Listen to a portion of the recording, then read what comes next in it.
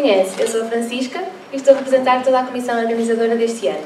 Se não me conhecem é porque não estiveram cá ontem, o que significa que perderam um grande dia de comunicação. Mas não se preocupem porque hoje ainda têm a oportunidade. Desta vez começamos de uma forma que devia ser mais habitual na nossa vida, que é com o desporto. Temos o diretor de comunicação da Liga Portuguesa de Futebol Profissional, que é licenciado em Ciências da Comunicação e que já passou pelo Mais Futebol e pela Bola. Para além do seu interesse pelo desporto, tem também uma grande paixão pela política, sendo que já publicou 2 livros sobre política americana e assinou com a TVI 24 a sua rubrica Histórias da Casa Branca. Chama-se Germano Almeida e consigo ver o professor António Conceição para moderar esta conferência.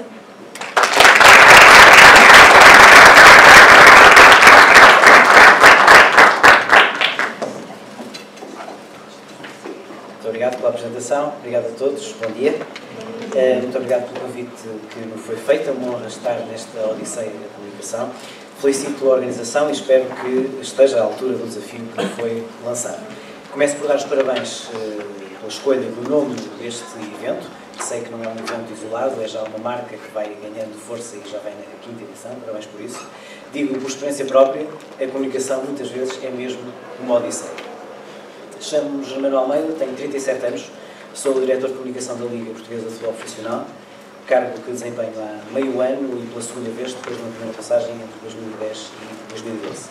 Sou jornalista de formação, passei a grande maioria do meu tempo de carreira profissional na área do jornalismo. Sou, como foi referido, licenciado em Ciências da Comunicação pela Faculdade de Ciências Sociais e Humanas da Universidade Nova de Lisboa e comecei a minha carreira profissional como jornalista com 15 anos no Jornal A Bola, na altura estudando e trabalhando ao mesmo tempo. Passei 3 vezes pelo Jornal A Bola, em momentos muito diferentes, 2 pelo Mais Futebol, tenho o privilégio de ser um dos fundadores do primeiro jornal desportivo online da Europa, na altura em 2000, e esta, como referi, é a minha segunda passagem pela Liga como diretor de comunicação. O meu percurso tem, assim, sido um pouco atribulado, mas efetivamente tenho tido muitas mudanças, mais do que imaginei, mas isso não é necessariamente mau. Nas 3 casas em que tive o privilégio de trabalhar, acabei por voltar a todas elas e creio que isso, neste meio, só é possível quando se mantém determinado tipo de valores e de procedimentos que não têm a ver com o momento, nem sequer com as pessoas que na altura estão connosco a trabalhar. Para mim, a comunicação, seja ela feita do lado do jornalismo ou representando uma instituição, é trabalho, é um instrumento decisivo para que se atinjam determinados objetivos e é por tudo isso uma área que exige, acima de tudo, profissionalismo. Comecei por expor-vos, em traços gerais, o meu percurso profissional, porque creio ser interessante mostrar que é possível, em diferentes momentos, estar nos 2 lados e perceber os 2 lados. Sendo eu jornalista de formação e de vocação, creio que consigo manter essa sensibilidade de compreender as ânsias, as necessidades, as exigências do jornalismo e dos jornalistas, e elas são cada vez mais difíceis, como sabemos, estando eu agora a desempenhar a função de diretor de comunicação. E é por aí que queria começar, pela forma como em comunicação devem ser feitas as relações entre jornalistas e fontes. Relações quase sempre tensas, sempre exigentes, e é bom que o seja. Eu tenho um princípio de base, nunca minto. A questão da credibilidade e da fiabilidade é fundamental. Posso não poder dizer tudo. Posso até ter que omitir, em alguns momentos, factos de que tenha conhecimento. Mas nunca tento transmitir informações que não sejam verdadeiras, porque isso, na verdade, só entre aspas, resultaria uma vez. As relações que se estabelecem com as fontes são relações não de um momento, não de uma vez, mas diárias e às vezes mais que uma vez por dia. E as que duram mais e aquelas que são mais profícuas são precisamente as mais duráveis, as que se baseiam em maior confiança. Outro princípio nas relações jornalistas-fonte: nunca deixe um jornalista sem resposta, mesmo que não consiga ter a resposta que ele pretende. Dito tudo isto, e percebendo eu bem o lado do jornalista por razões óbvias da minha história pessoal e profissional, deixem-me ser claro: quem, como eu, desempenha funções de responsabilidade na comunicação de uma instituição como a Liga, tem que olhar, acima de tudo e essencialmente, para os interesses e objetivos dessa instituição. O futebol, e em concreto o futebol profissional, é uma atividade muito especial. Ando neste meio há quase 23 anos, desde 1993, e por muito que os anos passem, a capacidade que o futebol tem de surpreender não se esgota e não para de me surpreender também. Em Portugal e em muitos outros países, o futebol tem uma força social e uma capacidade de despertar atenções e mobilizar massas que não se compara com quase nada. Ora, isso em termos de comunicação tem uma força brutal e influencia decisivamente a forma de se comunicar. Quando corre bem, é ótimo. Quando corre mal, é cruel, dá vontade de fugir. Por vezes isso é bom, a capacidade de atrair os mídias é enorme, mas muitas vezes isso cria problemas. A necessidade de afastar atenções nas situações de crise torna-se difícil de cumprir, e quando surge uma crise no futebol, dado o impacto mediático que a coisa tem, parece uma bola de neve e, por muito experiente que se possa ser, é extremamente duro depois de tentar combater a situação. Ser diretor de comunicação no futebol é, por isso, muito diferente de ser diretor de comunicação numa empresa de produção industrial, uma marca de refrigerantes, por exemplo. Mais do que conseguir atrair atenções para a minha atividade e para a minha instituição, a chave passa por gerir esse fluxo à medida das necessidades e das circunstâncias do momento. No caso da Liga, isso é muito claro. Há determinados temas que têm atenção mediática garantida, as competições, um grande jogo, portanto não preciso me preocupar muito com isso. Há outros que, sendo menos sexy do ponto de vista da agenda dos jornais, rádios e TV, merecem um trabalho de comunicação mais cuidado para que se consiga ter um espaço adequado até ao trabalho que se fez e que, de alguma maneira, se acha que é justificável que tenha também a sua repercussão. Sendo a Liga uma instituição que representa o todo do futebol profissional, temos um particular enfoque em temas consensuais, os mais abrangentes possíveis, dos interesses dos 37 clubes que compõem as nossas 3 competições. Liga NOS, Ledman Liga Pro e a Taça CTT. É fundamental, por isso, sublinhar os aspectos mais positivos dessas competições. Infelizmente, isso não é difícil, porque são muitos. Temos tido grandes jogos, muitos golos, boas equipas com desempenhos meritórios, não só a nível nacional, como também internacional, como ainda esta época se verificou com o Braga e com o Benfica. Todos os rankings oficiais e estudos de impacto económico o revelam. A Liga Portuguesa está no top europeu das mais competitivas, das mais equilibradas e das que maior perspectiva de retorno financeiro permite. É certo que há aspectos que têm que ser melhorados, nomeadamente na necessidade de diminuir as assimetrias entre os chamados 3 grandes e os restantes, embora casos, como eu referi, do Sporting Clube de Braga, com sucesso internacional ano após ano, demonstra-nos que o futebol profissional há muito que não é apenas a força e a qualidade do Benfica, Porto e Sporting. Isso, do ponto de vista da comunicação, também pode ser trabalhado.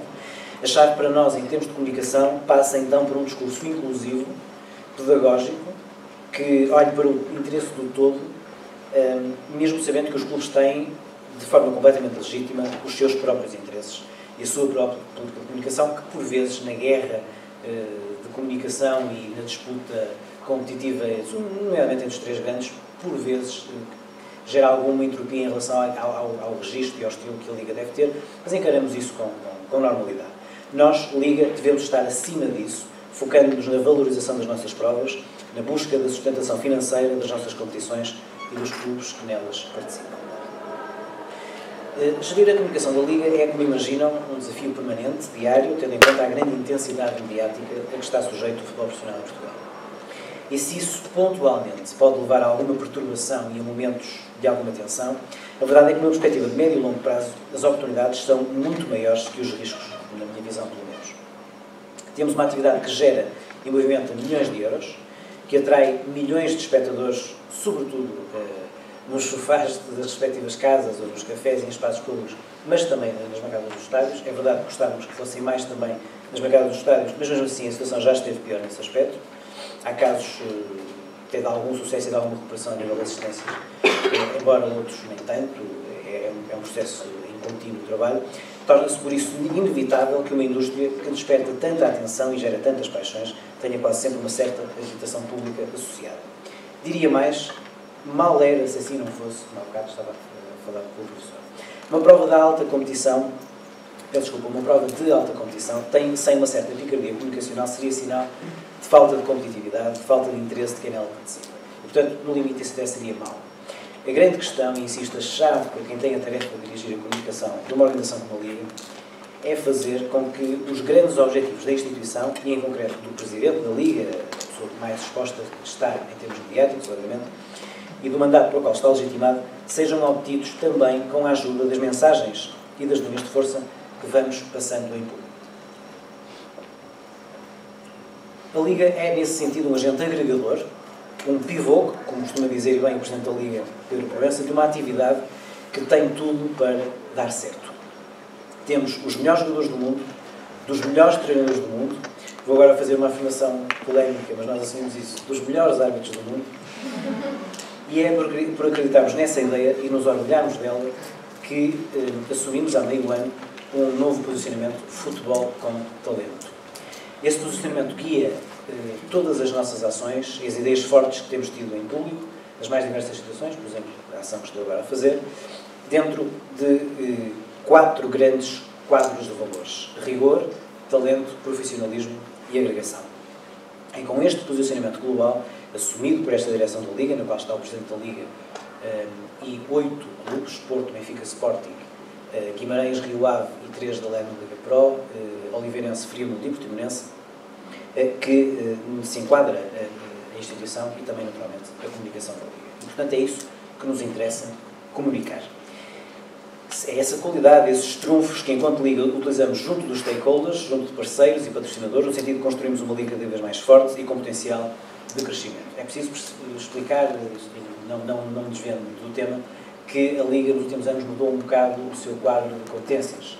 Até 2011, a Liga tinha, digamos, o foco do poder do futebol português, mesmo do futebol profissional, estava na Liga, porque tinha a arbitragem e a disciplina, que, à luz da alteração legislativa decorrente da alteração da lei de base e depois do regime jurídico das funções esportivas decorrente dessa alteração, o poder disciplinar e o poder também, a nível de arbitragem, passou da Liga para a Federação, e, portanto, há aqui uma espécie de dualidade, que é sempre fácil de resolver, em que a competição profissional tem naturalmente arbitragem e está sujeita a regulamentos que têm também sanções disciplinares, e, portanto, essa parte está em cúpulas da Federação, Conselho de Disciplina da Federação, Conselho de Justiça da Federação, Conselho de Arbitragem da Federação.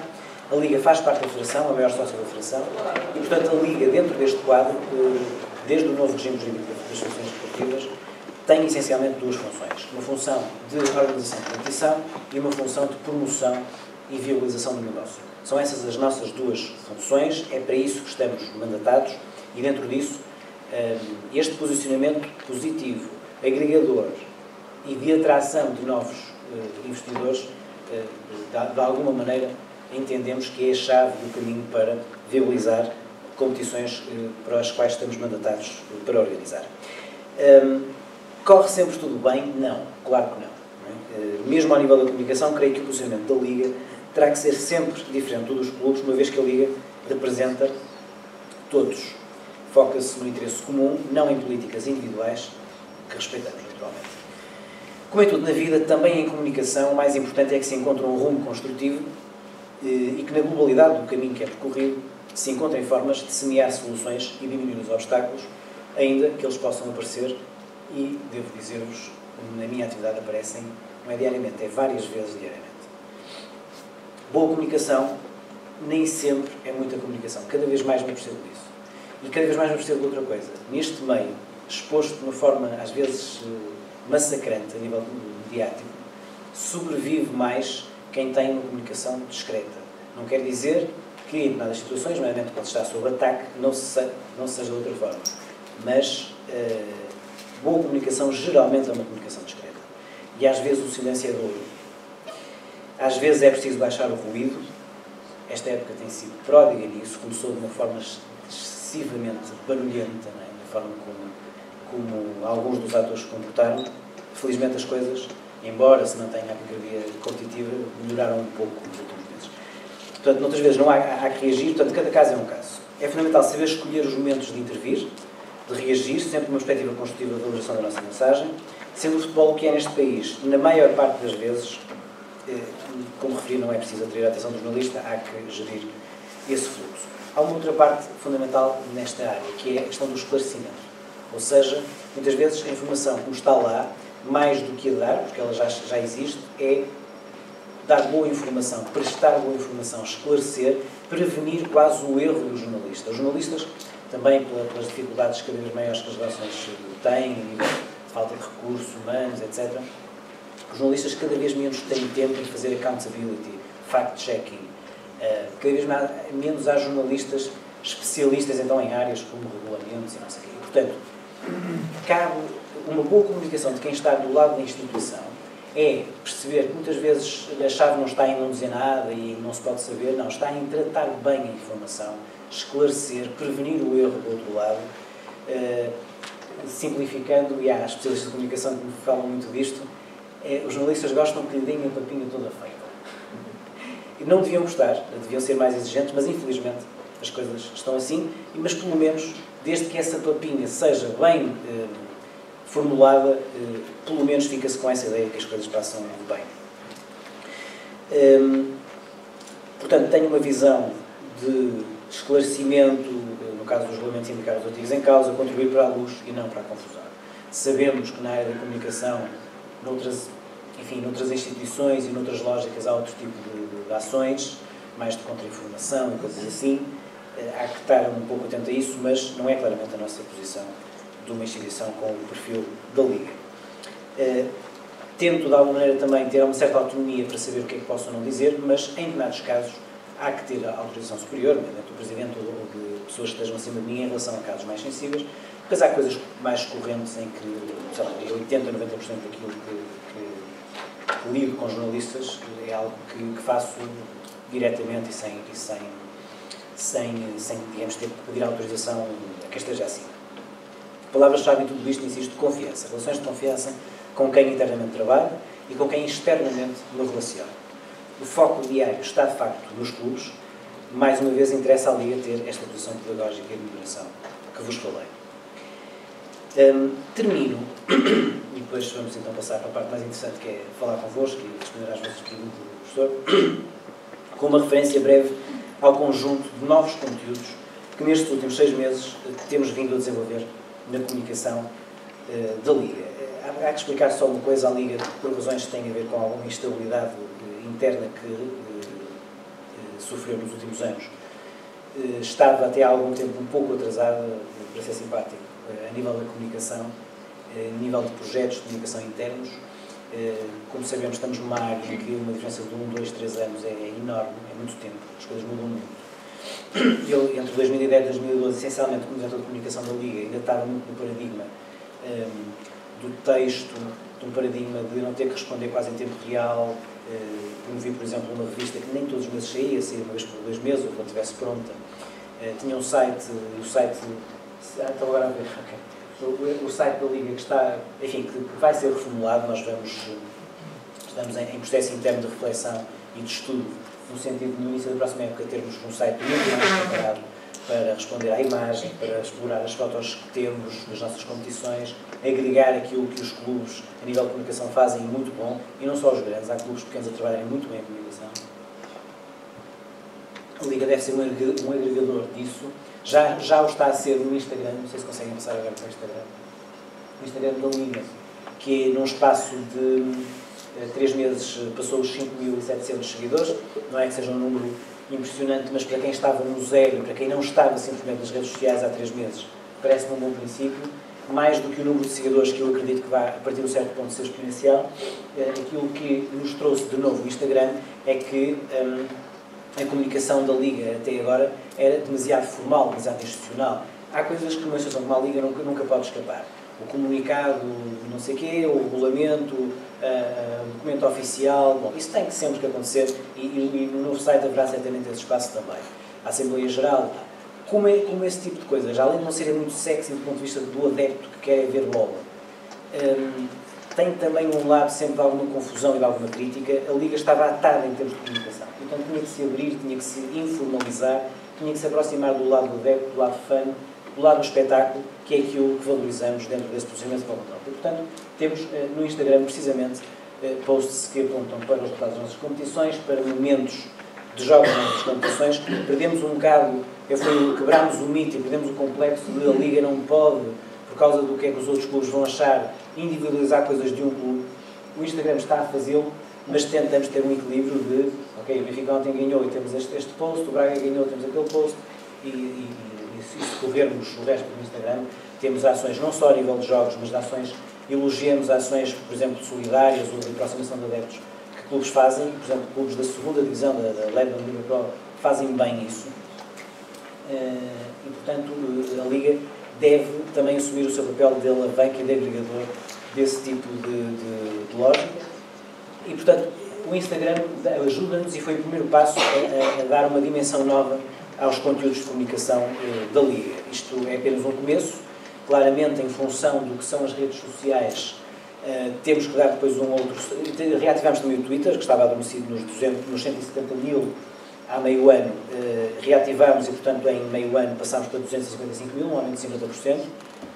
No Twitter também, enfim, introduzimos fotos e vídeos, mas o Twitter, na minha opinião, em Portugal está um pouco ali preso, encravado entre o lado do Instagram mais imediato e do Facebook, que é de facto a rede social de longe mais popular aqui em Portugal. E perguntam-me então porque é que nós estamos no Facebook. Claro que teremos que tomar uma decisão de o fazer ou não para uma questão de volume, digamos assim, que tem que aumentar, ou seja, obviamente que os 5.700 em 3 meses no Instagram não nos satisfaz, queremos mais.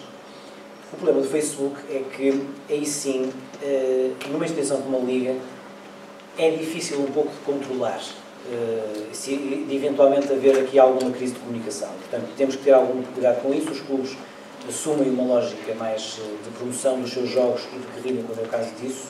A Liga não tem adeptos diretamente, tem indiretamente através das suas competições. E, portanto, o Facebook, de alguma forma, pode-nos criar aqui um problema de estarmos sob o jugo oficial da Liga a dar voz àquele tipo de guerras virtuais entre adeptos dos clubes, dos nossos clubes.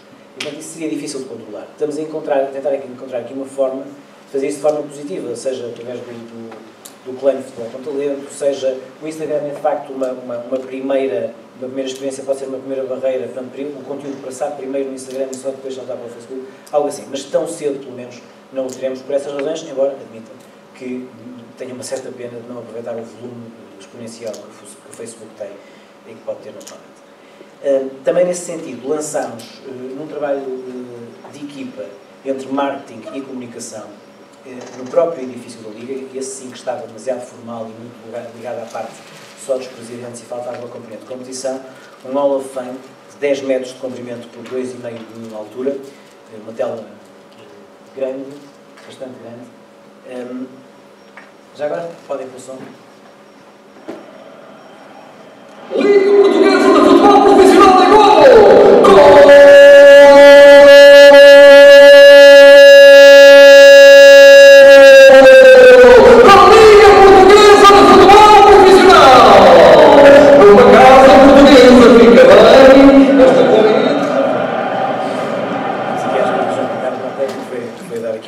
É isto tipo de coisas que faltava à Liga.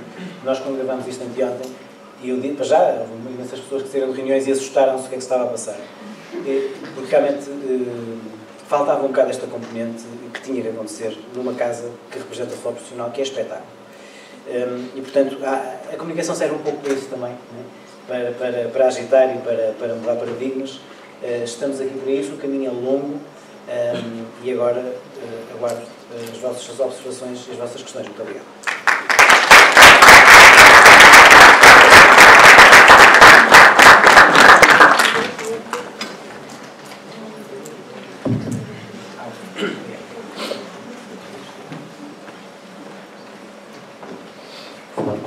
Alguém tiver alguma questão?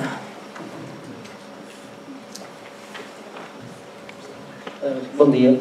Eu tenho 2 questões para colocar sobre a comunicação em si da Liga. Primeira, antes de fazer a questão, repara-se que a Liga não é a Liga de futebol profissional de Portugal não é uma liga de top por várias razões, e uma delas é a falta de assistência nos estádios, como o senhor referiu. Quais são os instrumentos que a Liga tem em seu poder para aumentar as assistências nos estádios, sem ser o aumento da diminuição do preço dos bilhetes? Bela questão. Isso ajuda-me também um bocado a explicar alguns dos constrangimentos que nós, enquanto organizador de competição, temos. Primeiro ponto para explicar e enquadrar esse problema, que é um problema fundamental da nossa atividade. A Liga organiza as competições, são 3 competições que por época têm 906 jogos, no somatório dos 500 e tal jogos da Lehman Liga Pro, 300 e tal da Liga NOS e 48 da Taça CTT. Desses 906 jogos, só um por ano é organizado pela Liga, que é a final da Taça da Liga e a final da Taça CTT. Os outros 905 são organizados pelo clube visitado. Este é um dado crucial para perceber que a chave para responder a isso tem a ver com a Liga apenas pode criar aqui condições de ajuda aos clubes, mas a chave está nos clubes e nos programas de promoção que os clubes fazem, cada vez mais fazem, não é falta de vontade nem de iniciativa dos clubes.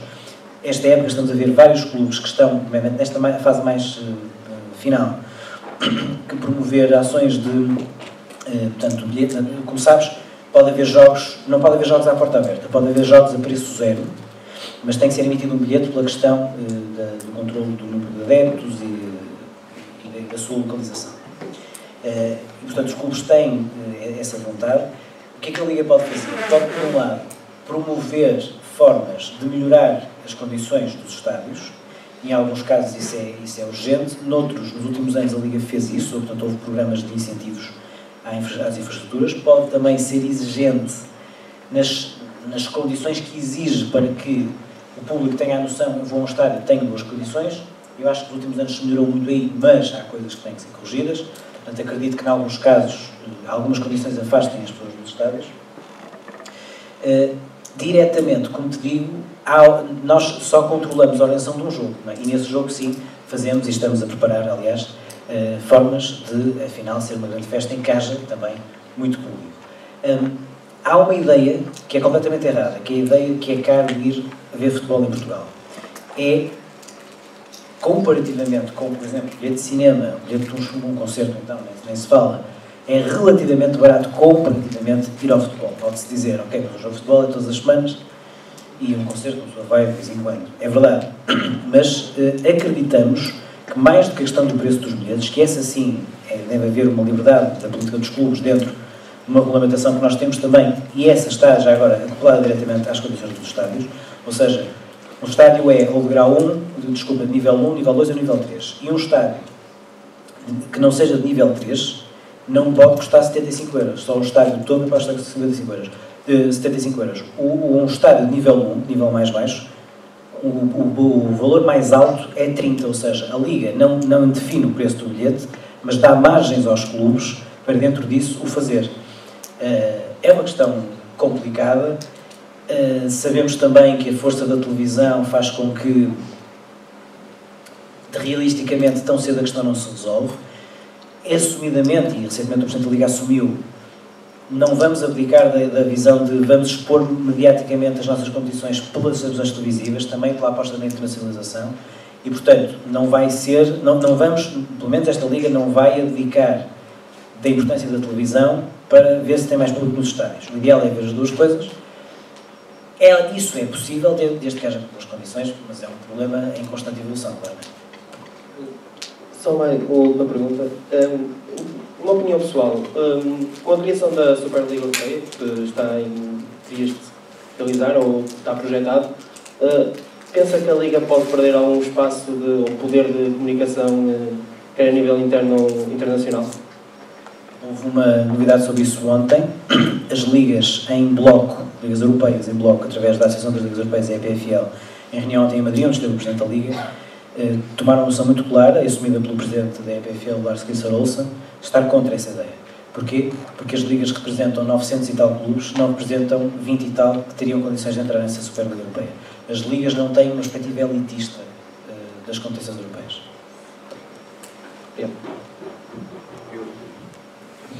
Bom dia. Não sei se queria falar. Antes de mais, queria congratular a Liga pelo trabalho que tem feito neste meio ano. Acho que foi excepcional depois do tempo que passou com a antiga direção. Eu queria fazer duas questões. A primeira é, como referiu, passou por dois momentos diferentes na Liga Portuguesa de Futebol. Qual foi as diferenças que encontrou, visto que a conjuntura também é diferente? E a segunda questão era, há pouco tempo a Liga anunciou um novo patrocínio para a segunda divisão, que era a Ledman. Uma pequena polémica com a questão da obrigação de jogadores chineses que deviam participar. Como é que a comunicação nesse momento tem que ser ajustada? Porque cria-se um pequeno conflito, e era isso. Simpática, pequeno conflito.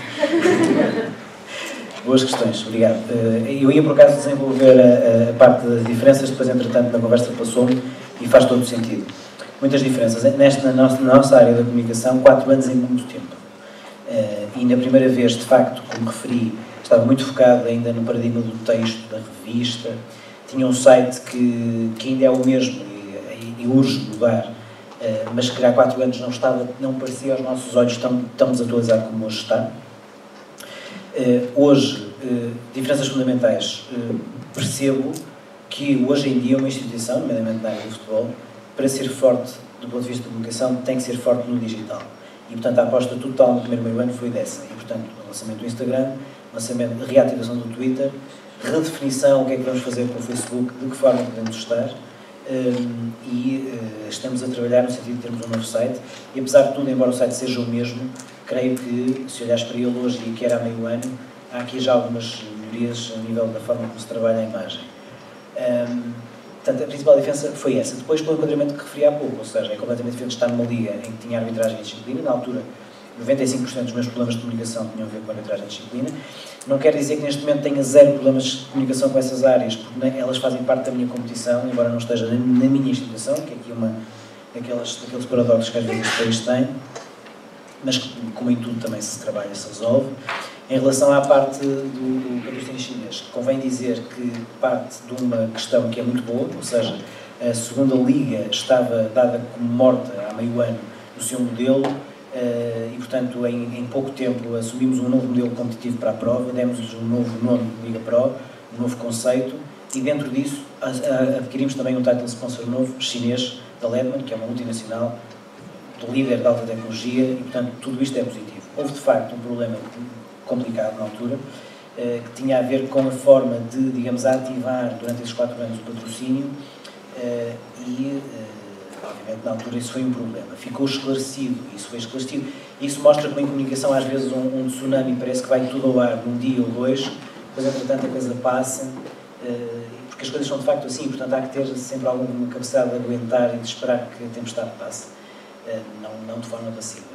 E, portanto, ficou pelo menos esclarecido, portanto, não ficou em causa o patrocínio, que há, de facto, interesse dos chineses em colocar aqui jogadores. Se repararmos, não é um modelo que é um modelo praticado em diversos modelos de patrocínio, entre, nomeadamente, países asiáticos e clubes europeus.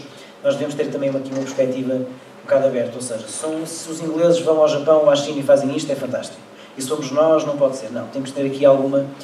E, portanto, o que acontece? É evidente que há um interesse deles na promoção de alguns jogadores e, sobretudo, em dar-lhes formação e experiência internacional. E veem o nosso mercado, a Liga Portuguesa, como um bom palco para isso, e isso é ótimo. E perante isso, apostaram nesse contrato de patrocínio. Qual foi o problema? Foi a noção que eles passaram que tinham a garantia que eles iam jogar. Não podem ter, por razões regulamentares e por razões da autonomia dos treinadores, os treinadores é que decidem quem é que joga ou não joga.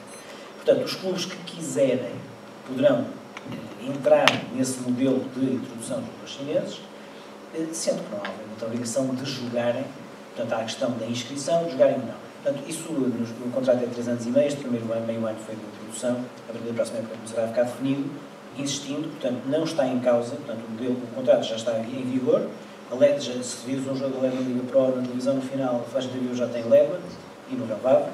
Portanto, já está aí, a questão dos jogadores chineses é mais específica e, portanto, só haver esse programa de intercâmbio, quem quiser, portanto, dentro de quadros que estão a definir, e são mais entre os clubes que participarem, e a Ledman, portanto, a relação Liga-Ledman está assumida dentro deste title sponsor e das inserções que já existem nos estádios.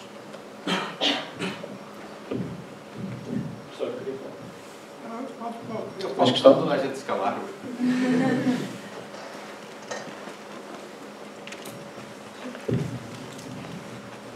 Bom dia. A minha questão tem a ver mais com a comunicação interna, porque a estrutura do futebol em Portugal é a Primeira Liga, a Segunda Liga, Campeonato Nacional, distritais. Eu gostava de saber se a comunicação, se há interação entre os departamentos de comunicação, se também tem interação com, ou se a Federação Portuguesa tem um departamento, claro, se também interagem com eles, tentam ser congruentes, ser coisas independentes. E, como disse há bocado também, que referiu o Presidente da Liga, que também obedecem a certas diretivas. Eu queria saber se vem alguma do Presidente da Federação, como funciona a comunicação interna, se são departamentos independentes, por exemplo, se de Liga para Liga, profissional, distritais. Sim, portanto, dentro deste quadro, embora a atividade seja a mesma, futebol, a Liga é uma instituição com órgãos próprios, com departamentos próprios, a Federação é uma instituição com órgãos próprios, e as associações, os clubes, etc. Portanto, cada um tem a sua própria política de comunicação, claramente. Claro que, nomeadamente Liga e Federação, nomeadamente em questões como disciplina, arbitragem, a Federação decide coisas a nível de disciplina e arbitragem em relação às nossas conclusões. É evidente que há aqui, eu percebo a pergunta, há aqui alguns pontos de fricção que podem haver. O fundamental também é que haja um bom relacionamento institucional, e há, pois há relacionamentos pessoais, ou seja, neste meio ano, em algumas situações, avisei a comunicação da Federação de algumas coisas, portanto, ou que iria fazer, ou que troquei informação, dentro de forma de cortesia, não é? De algumas coisas, e o contrário, as coisas passam-se relativamente bem. E, de todo modo, é preciso ver que a Federação tem um conjunto de atribuições, além dessas que eu estou a referir, essencialmente focado na seleção, nas seleções, na formação no futebol não profissional, no futebol amador, no futebol feminino, no futsal, que é um meio do mundo que muita gente se esquece e que tem uma grande força em Portugal, enquanto a Liga está claramente focada no futebol profissional dentro dessas duas vertentes, a organização de competições e a promoção de negócio. E, portanto, acabam por ser duas coisas até no seu dia-a-dia bastante diferentes. Mais alguma questão? Avanço. Eu, se souber trabalhar com o microfone, tenho que carregar o botão. É só encostar. Obrigado.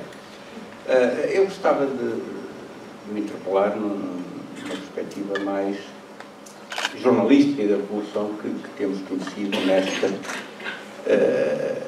nesta área e do modo como isso se repercute na Liga. O jornalismo tem evoluído, não é? De algum modo, hoje todos nós somos jornalistas. Se o Sr. Iker Casillas estiver a jantar num restaurante do Porto com a mulher, 10 segundos depois está o Facebook cheio de imagens. Eu não preciso de esperar que a bola ou o jogo amanhã o noticia. Isto fez com que o papel do jornalista evoluísse. Evoluísse em dois sentidos.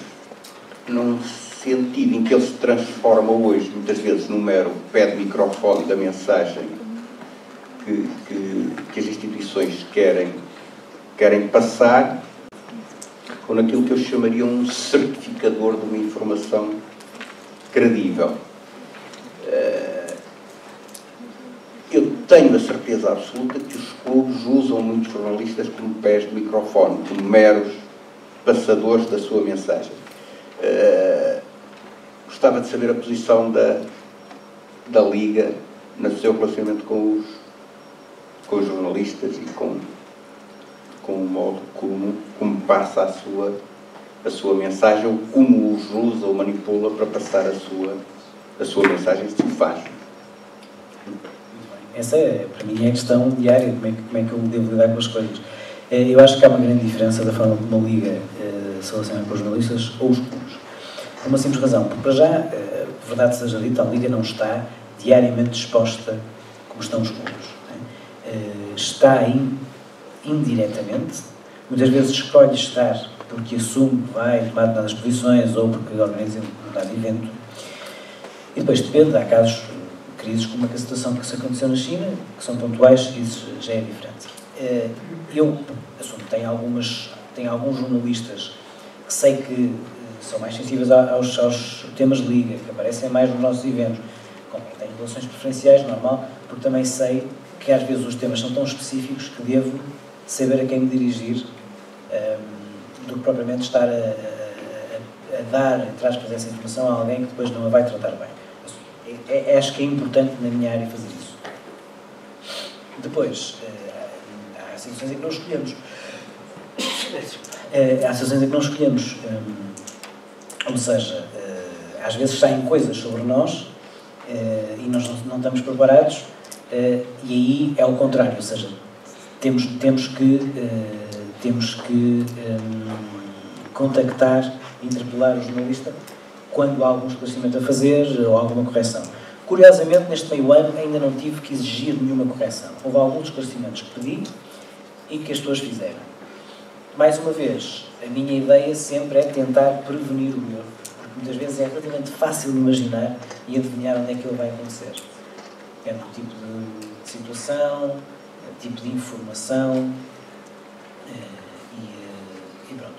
Depois, assumo que muitas vezes entre a gestão da informação diária e a própria atividade de conteúdos que é produzida, é difícil escolher qual é o lado que se deve dar prioridade, porque são, na verdade, duas coisas muito diferentes em termos de execução. Estar a gerir com jornalistas o que é que está a acontecer, e essa gestão já agora faz cada vez mais por troca de mensagens, no Facebook, e outra coisa diferente, ou seja, há 4 anos, essencialmente, a minha comunicação com os jornalistas ou era pessoal ou era por telefone, falava muito mais ao telefone, e hoje evito muito mais telefonemas, trocando mensagem e pela palavra escrita, por mail, e portanto isso também altera um bocado algum tipo de relacionamento.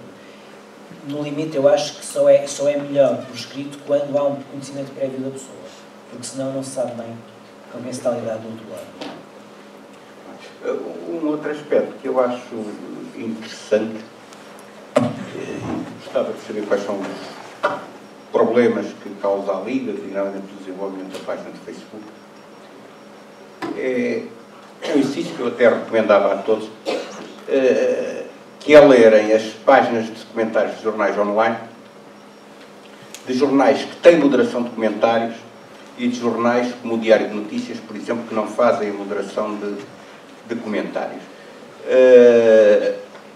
E designadamente nestas matérias que movem paixões, como o futebol, numa página como o Diário de Notícias, leva em média, seja qual for o tema, 3 comentários à discussão de generais.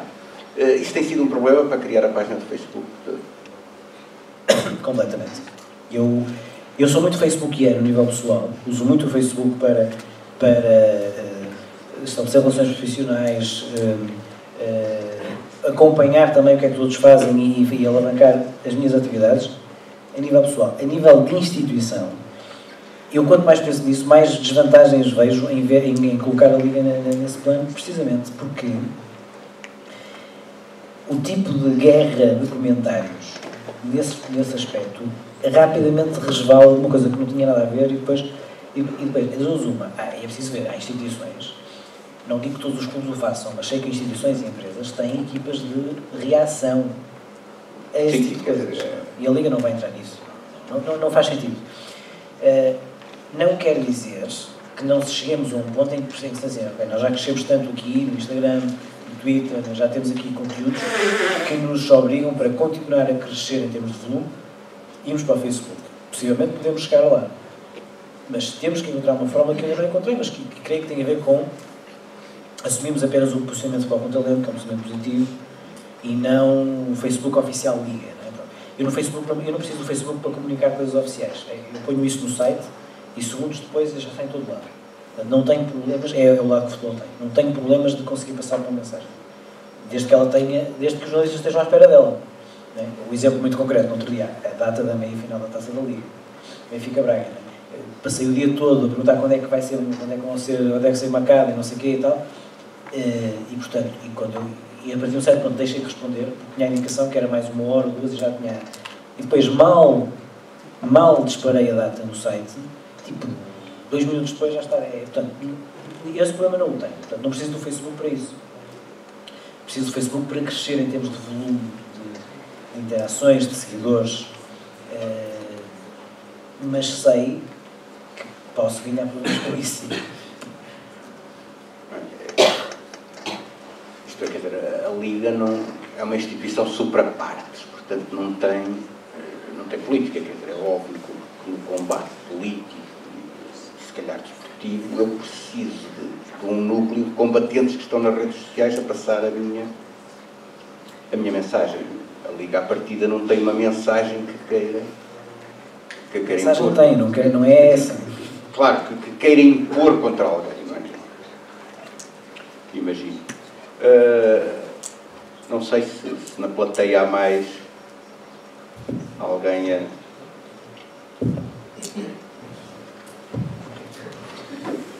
Eu gostaria de saber, numa perspectiva, digamos, de benchmarking, se há algumas características na promoção da Premier League, que é uma liga de referência a todos os níveis, não só desportivo, que a Liga Portuguesa de Futebol poderia também adotar. Claro que sim, claro que sim. Nós, esse tipo de bons exemplos, nas diversas áreas, no marketing, nas competições, na comunicação, obviamente, inspiramos com eles, gostamos, agora vai haver o Congresso do Sporting, que a nível de conteúdos promete ser muito interessante e vamos lá estar. Estamos sempre a aprender, a marca está sempre... E, portanto, há muitos exemplos. Agora, há uma coisa que eu cada vez mais me percebo, que é, cada caso é um caso e a realidade da Liga Portuguesa é muito específica em muitos aspectos. Não vamos acreditar que as direções passem e o tempo passe e, portanto, toda a gente anda muito distraída e ninguém imitou os ingleses ou os espanhóis. Não, a realidade são muito diferentes. A Liga Inglesa, a Premier League, tem um modelo de sucesso que se baseia numa cultura desportiva, numa cultura de adepto que nós não temos. Temos diferente. Os nossos adeptos, essencialmente, gostam do seu clube e depois também gostam de futebol. Não é? Isto é um primeiro ponto. Depois, é preciso ver que a Premier League é assim hoje e há uns anos, mas decorreu de uma reação ao fenómeno, não sei se mais novos se lembram, mas nos anos 80 a Inglaterra teve muitos problemas com a questão do hooliganismo. Os clubes ingleses ficaram afastados das provas europeias durante alguns anos, na sequência de situações muito graves que ocorreram. Para responder a isso, a Inglaterra tem esse lado contraditório, não é? Portanto, há uma cultura de adepto e o ambiente é muito positivo internamente, mas depois havia o problema dos hooligans que iam para fora, e aconteceu isso, essencialmente com os adeptos do Liverpool, também do Leeds. E no início dos anos 90, final de 80 e início dos anos 90, a Inglaterra parou para pensar, para refletir e lança esse conceito de Premier League, precisamente um bocado ao limite, um futebol com talento claro ao limite, e em poucos anos consegue a melhor competição em termos de espetáculo. E uma das vertentes é algo que estamos a começar a explorar, que foi a internacionalização. Nos anos 90, os ingleses descobriram o mercado asiático, adaptaram-se a ele, puseram jogos, não é por acaso que às vezes vemos jogos ao domingo, ao meio-dia e meio, na Premier League. E, portanto, há aqui coisas que o Portugal pode imitar, desde que tenha a ver com o seu caso específico. E tem, nós também queremos internacionalizar-nos. O exemplo chinês foi o primeiro exemplo, é apenas um. Enfim, também porque levei com isso na pele, pensei muito nessa semana disso, quer dizer, os ingleses fazem um contrato deste na China, fantástico, os espanhóis. Os portugueses já puseram uma série de questões e os chineses vêm para aqui mandar, não sei o quê. Pronto, há aqui uma questão de mentalidade, não é? Eu pergunto assim, quantas pessoas estariam nos estádios portugueses a ver um jogo de futebol se houvesse uma jornada no dia de Natal? Essa é outra questão, bem, porque essa é outra questão também. Essa é outra questão, que é, a Liga tem sido, não é nós, é a Liga, tem sido muito criticada ao longo dos anos pela paragem do Natal. 3 semanas não parava e tal. Este ano não houve paragem de Natal e houve críticas por causa disso. De clubes que não puderam descansar e não sei o quê. Portanto, é complicado depois também fazer essa gestão. Mas, mais uma vez, temos muito a aprender com o caso inglês, o caso espanhol também. Em alguns aspectos é um bocadinho contraditório com o caso inglês. Mas, essencialmente, temos que encontrar o nosso modelo. Nós temos que perceber que somos um país com 10 milhões de habitantes, não temos a realidade económica dos ingleses e dos espanhóis, mas temos 3 clubes de topo a nível internacional, agora 4, se calhar. Temos consistentemente um ranking que nunca vamos ser os primeiros, mas já somos os quintos. Isso, a nível de investidores, etc., tem muitas potencialidades. Portanto, acho que a Liga, então, tem a obrigação de potenciar exatamente isso. Mas também devemos ter a noção da nossa dimensão, ou seja, por exemplo, o contrato que se fez com os chineses é bom, mas também é algo que, do ponto de vista, deve ser posto em perspectiva, não é? Quer dizer, é algo que não resolve nada de muito concreto ao fim de X tempo. Portanto, é um processo que foi apenas o primeiro passo. E o passo de internacionalização, porque o mercado português é limitado e o mercado europeu é limitado, deve passar por aí, e o que os ingleses fizeram desde os anos 90 mostra isso.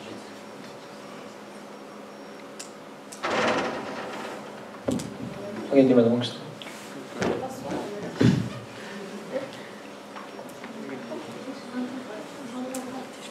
Colocar mais uma questão. A Liga passou por um momento complicado sobre a direção do Dr. Mário Figueiredo, houve muita polémica, houve uma descredibilização um bocado da Liga e da instituição em si. Eu queria perguntar como é que foi comunicar depois de tudo isso, como é que é voltar a renascer a Liga, no fundo, e a fazer com que as pessoas acreditem na instituição em si. É complicado porque construir demora muito tempo, destruir é no instante. Eu posso contar o meu caso pessoal. Eu estive na Liga pré-Mário Figueiredo, com o Dr. Fernando Gomes, uma altura bastante positiva, e nessa altura não estava na Liga, no tempo de Mário Figueiredo, quando isso aconteceu. Assisti com muita preocupação ao que foi acontecendo, mas eu tenho também um bocado essa perspectiva que o futebol tem tanta força em Portugal, primeiramente o futebol profissional, que não podemos também deixar-nos iludir com algumas situações que parecem irresolúveis. Vai continuar a haver futebol, vai continuar a haver clubes, vai continuar a haver jornais. E, portanto, problemas pontuais, desde que se resolvam, desde que haja vontade para resolver, passam. E a prova está aí. A Liga ainda está em dificuldades, mas está muito melhor do que estava nessa altura. Porque a Liga são os clubes, é a força do futebol profissional, e os clubes sabem que é importante uma Liga forte, porque a Liga é o que eles quiserem que nós sejamos, para os ajudar. A missão da Liga é servir os clubes. Mas alguém tem uma questão?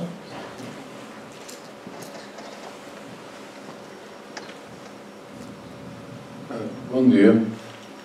É verdade que todos os jogos da próxima época serão transmitidos e se há uma preocupação, como falava pela língua inglesa, em transmitir jogos à tarde, de manhã, e também queria falar no caso de patrocínios. Todos os anos os patrocínios vão mudando. Liga NOS, Liga Buin, temos a taça de CTT, que era Carlsberg. Há uma preocupação em manter a reputação desses campeonatos, taças. Muito bem, duas questões. Em relação a transmissões, é verdade essa intenção. Ela enquadra-se naquilo que é a nossa perspectiva de que a valorização das nossas competições passa também por uma maior exposição, que permita que, ao expor mais as nossas competições, os nossos jogadores, os nossos talentos, estamos a aumentar a possibilidade deles terem empregos lá fora, de aumentarem o próprio valor da competição e, com isso, poderem ter patrocínios. Portanto, encaramos as transmissões televisivas como um fator crucial. Na verdade, para ser totalmente franco, houve mais um impacto noticioso da coisa, porque se olharmos, muitas vezes, às vezes as pessoas, olhando depois para os factos, todos os jogos transmitidos, bom, nós já estamos muito próximo disso. Na última jornada, em 9 jogos, 8 foram transmitidos.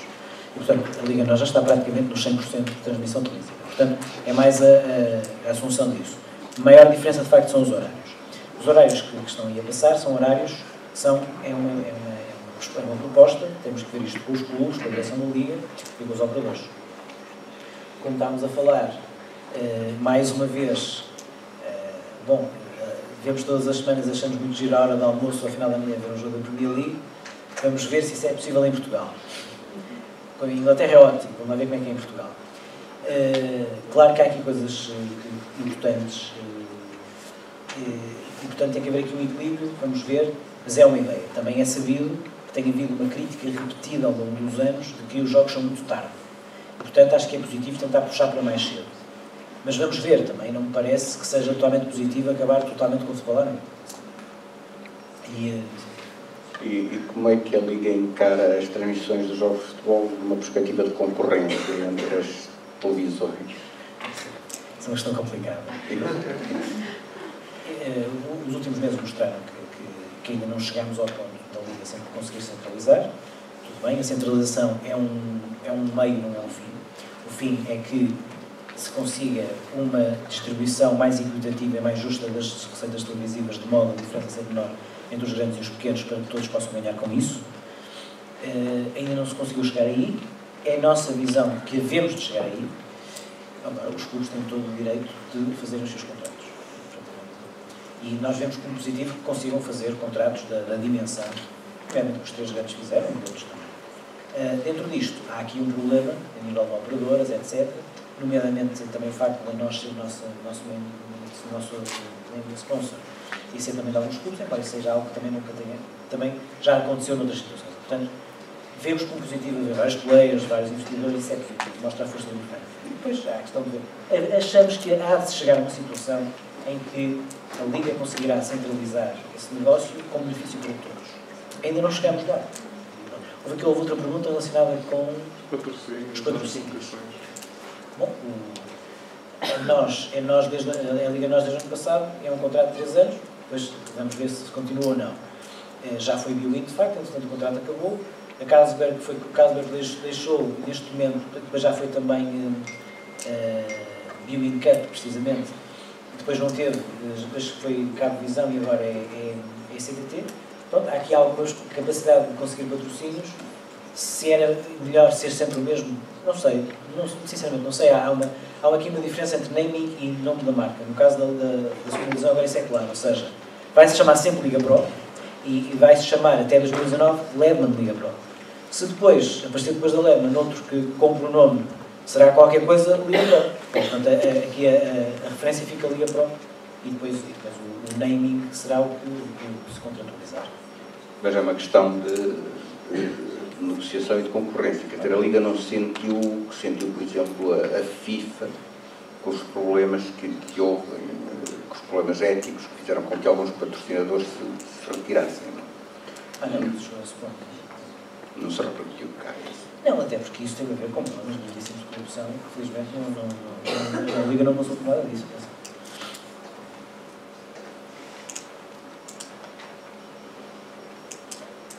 Porque há aqui um problema em termos de operadores de televisão, que é um problema que me parece muito complicado, que é o investimento prévio que é necessário fazer, não é? Neste sentido, se eu decido patrocinar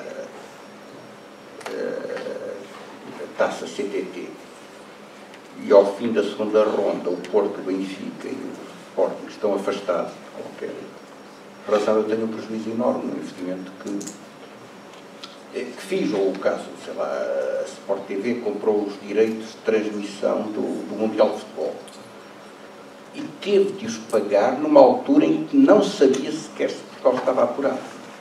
E isto cria um risco tremendo porque eu tenho que pagar um preço do qual posso não ter retorno, porventura, não estivermos lá, não é? Sem dúvida. Eu referi uma coisa muito interessante, que é, às vezes há críticas em relação ao modelo competitivo da taça CTT, da taça da Liga, dizendo que é um modelo que beneficia, que está preparado para que cheguem às meias finais Benfica, Porto, Sporting e Braga. Eu respondo sempre, digam-me o nome de uma competição, a nível internacional, que não tenha critérios de mérito esportivo nas suas primeiras fases. A Liga dos Campeões, a Champions, tem logo à partida, como em que lugar é que ficou nas respectivas classificações do campeonato, em primeira, segunda, terceira pré-eliminatória, depois um play-off, depois uma fase de grupos com cabeças de série. E, portanto, só a partir, já numa fase em que estamos com 8, é que é completamente livre. Nos casos das competições por seleção, mais ainda. Mais ainda. Portanto, em função do ranking, sabe-se quem fica no pote 1, no pote 2, no pote 3, portanto, aí é logo à partida. Por que raio é que na taça da Liga havia de ser diferente? Qual é a razão? É precisamente o que o professor explicou.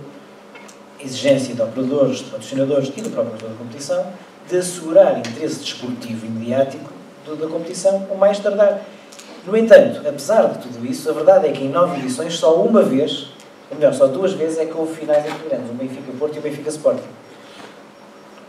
Portanto, é uma prova que também tem um determinado tipo de perfil que é atrativo mais para equipas médias e não tanto para grandes. Podem-me dizer, isso é também porque se calhar os grandes às vezes não dão total importância a nível, e jogam com outros jogadores. Ok, mas isso também acontece com outras taças da Liga e é também um bocado por isso que ela existe, para dar possibilidade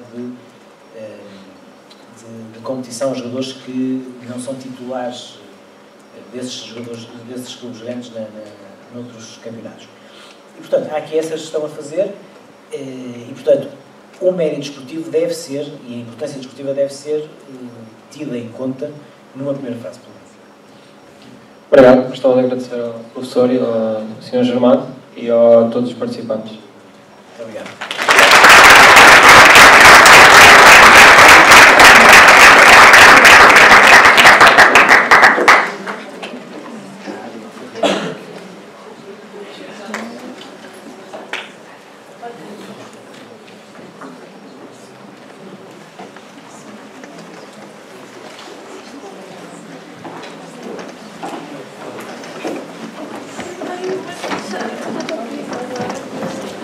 Às 2 da tarde estamos de volta com Carlos Furtado, que nos traz o tema Comunicar com Alma.